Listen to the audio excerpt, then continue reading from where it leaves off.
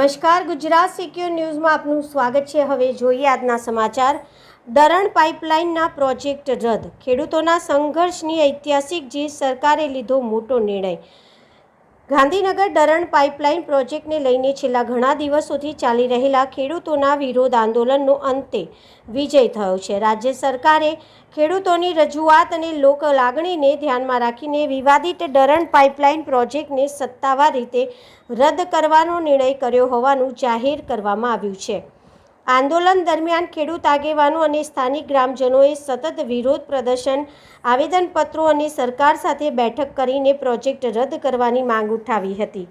સરકાર તરફથી અધિકારીઓ સાથે થયેલી ચર્ચા બાદ ખેડૂતોના હિતમાં મહત્વપૂર્ણ નિર્ણય લેવામાં આવ્યો હોવાનું જણાવ્યું છે। આ નિર્ણય બાદ ધરણ સહિત આસપાસના ગામોમાં ખેડૂતોમાં ખુશીનો માહોલ જોવા મળ્યો હતો। ખેડૂત આગેવાનોએ આ નિર્ણયને ખેડૂતોની એકતા અને સંઘર્ષની જીત ગણાવી સરકારનો આભાર વ્યક્ત કર્યો છે। Reporter Ramesh Solanki, Gujarat secure news, Bavla, ધરણ।